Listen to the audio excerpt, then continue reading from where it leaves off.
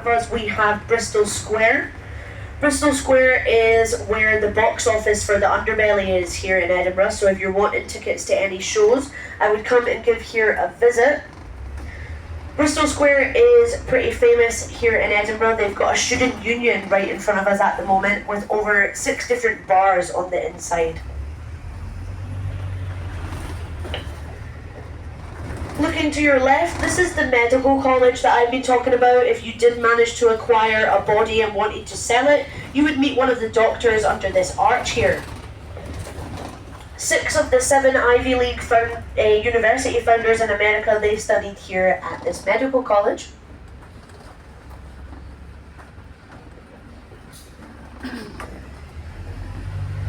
Also coming up on the left-hand side, we have the Futures Institute. Now, the Futures Institute is now a research facility for Edinburgh University students to study artificial intelligence. But this building here actually used to be a hospital, and it was where I was born. My dad, he was working in a bank at the time on the other side of Edinburgh, and he did run over 2 miles all the way up here to try and make it for me being born. He didn't though, he was about 5 minutes too late. On your right hand side, this is George Heliot's school, said to be the inspiration for Hogwarts in the J.K. Rowling Harry Potter series. 2 of her children did study here. And it is named after a gentleman called George Heliot. He did live here, and he was a very famous jeweller and moneylender here in Edinburgh. He also got a funny nickname for himself. He used to take walks around the city centre with so much money in his pockets that it would make that jingling sound, and he was known as Jingling Georgie.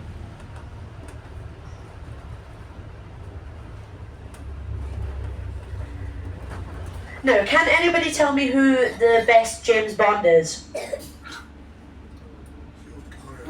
Sir Sean Connery, yes. Not that we're biased or anything. Sir Sean Connery, he did grow up in Edinburgh, in the area just in front of us, and it was said that he came here to the art college on the right hand side, this big red stone building. He was short of money, and he did get paid to pose nude for some life drawings here in the College of Art. We're at stop number 7, guys, just curious if anybody wants off. What are you guys getting off at? Yes, number 9. Are you going into the castle? Yes.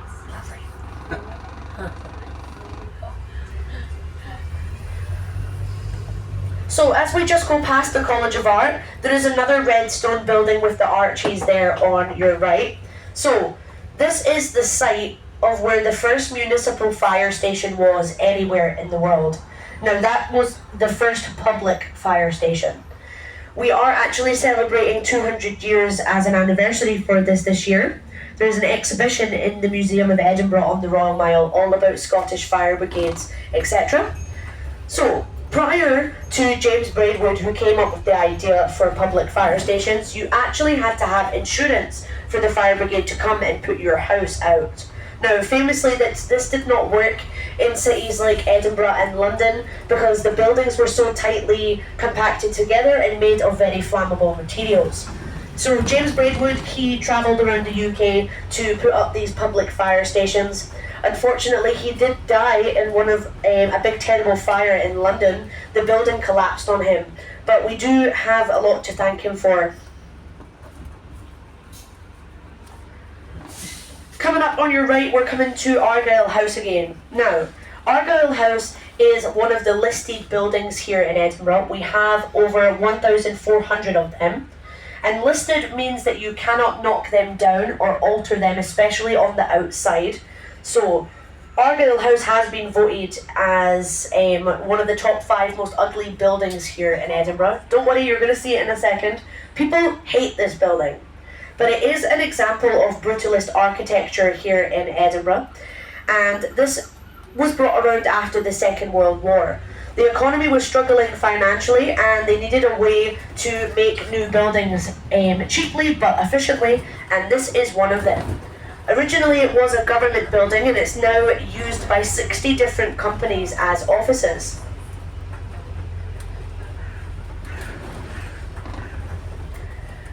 Now we're just going to be turning onto Spittle Street. There was a very famous man that lived on this street here, and he moved over to Hollywood and created the set for The Wizard of Oz. So it is said that this street here is the inspiration for the Yellow Brick Road, which would mean that Edinburgh Castle is the inspiration for the Emerald City. We're just approaching stop number 8. This is not your stop for the castle unless you want to walk all the way up the hill.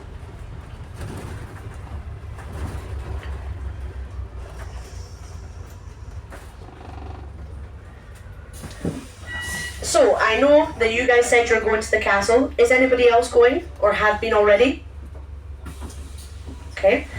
I'm not going to spoil too much, but it is worth noting that when you visit Edinburgh Castle... Oh, hello, welcome. Hello. Hello. Is number 8? This one here, we're just coming up this road. Okay. So when you visit Edinburgh Castle, you are walking in the footsteps of great noble people, knights, kings and queens from the past and the present.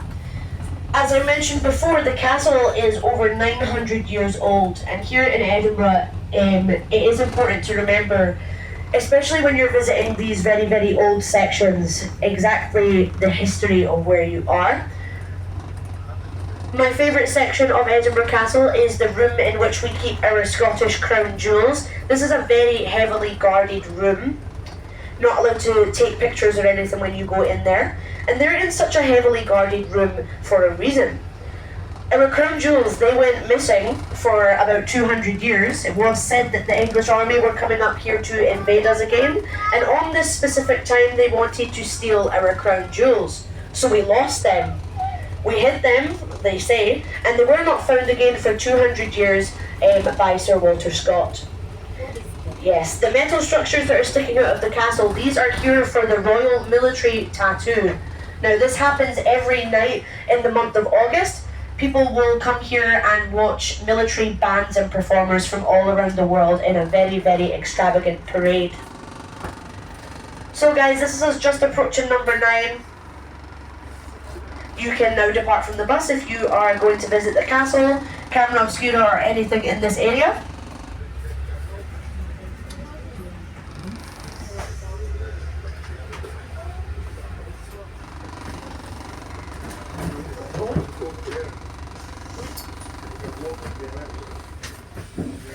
Thank you very much. Have a nice day, guys. Enjoy the castle. If I have an 11-hour tour, better to get out. Yeah, I would. I would. Thank you. Thank you. So you are here Yes, we're just before the roundabout, so we're here. and you all Yep. start until here. Until here again. Unless you want to go back there, then yes, we'll be going back there after. Oh, I want to take the other one, the red one. Yes? Oh, the red one is with the green almost same. Yes, it just doesn't do the Only new time. do this one. Yeah. So the blue one, yeah. Yeah. This different. Yeah. Yes. So I need to take different buses, right? Or You don't need to, but that's the ticket you have. yeah, I'm having the Yeah. complete ticket. Yeah. Same I like- same bus I can go, right? This You way. can, or you can change to the blue or the I red. like Okay. hear you then better than. Okay. No, but actually your explanation I is do the good. green until finish is here. Yes. Finish, yeah. And then you can jump on And the then I blue. can drop to the blue, yeah. Yeah. Because you don't have the blue with the speakers. No, it's with headphones. Yeah. How many hours the blue is? Very long. About an hour and a half to come back to stop number 1. Ah, okay. Okay, so we are just about to come into the first section of the Royal Mile. Now, the section that we're coming into is called the Lawn Market. Now, the Royal Mile is broken up into 5 sections. Right up at the castle, you're going to see it, don't worry, that is Castle Hill. Joined onto the Lawn Market.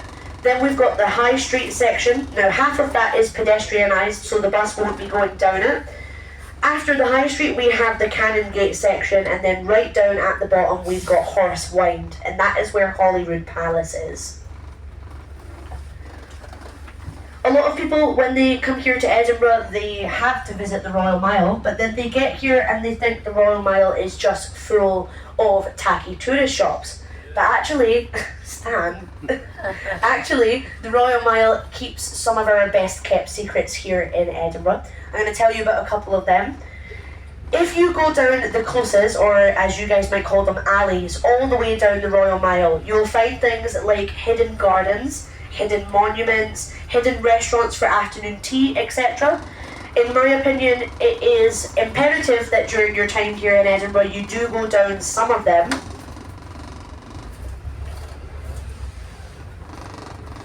In just a second, on your left, we will be approaching Lady Stairs Close. Don't worry, I'll point it out. And Lady Stairs Close is the keeper of the Scottish Writers' Museum. Now, this is a small but free museum that you can go in and learn all about Scottish authors, such as Sir Walter Scott, Robert Louis Stevenson, and even Robert Burns. So, that way to the castle? Yes. Entry the castle? Yes. And out of the same? Yes. Oh, okay. So, if you look to your left, we've got Gladstone's Land, and this is the one with the big golden bird coming out of it. Gladstone's Land is another preserved house that you can go and visit, but this one is here in the Old Town. And as you go further up Gladstone's Land, it gets more modern to give you a good idea of what it was like to live here in the very cramped and unsanitary Old Town. And just next to it, that is Lady Stairs Close, where the Writers' Museum is. Directly ahead of us, on your right-hand side, we've got St Giles Cathedral. That is the one with the big Scottish crown replica on top of it. And St Giles is celebrating its 900-year anniversary this year. There is an exhibition on at St Giles at the minute that you can go and visit called 900 Voices. And it is 900 people's voices that have been recorded for an art installation talking about how much we love Edinburgh as a city. My voice is featured in that exhibition, as well as some of our other tour guides here at Edinburgh Bus Tours.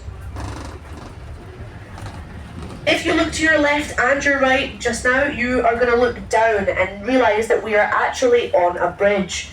And we are 5 or 6 levels above the surface level at the moment. Edinburgh is very, very famous in the Old Town, especially for being very layered. Now, as I mentioned, we were protected by that flooded wall, so it was not safe for us to build out the way. Instead, we built up and we built down.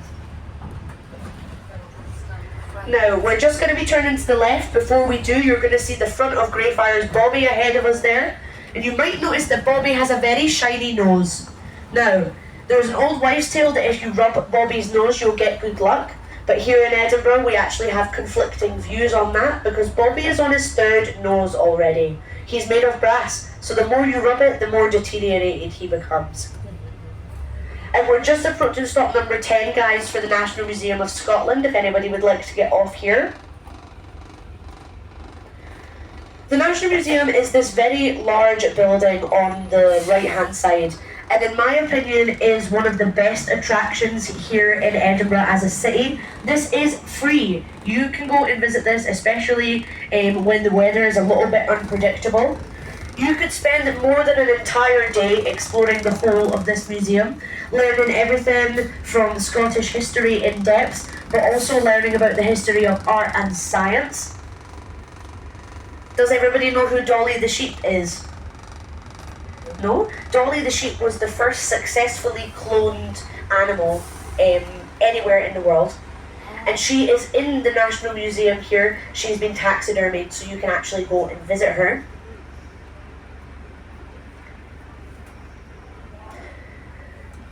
Not sure if anybody can see the signs that are around at the moment, but there is a special exhibition on at the museum called Game On, and it is the largest video game experience or exhibition anywhere in the world, with over 100 playable games from history to present. We often hold special exhibitions here in the National Museum. Unfortunately, you do have to pay to go into them, but it is worth noting that throughout multiple times in the year we do have special exhibitions on.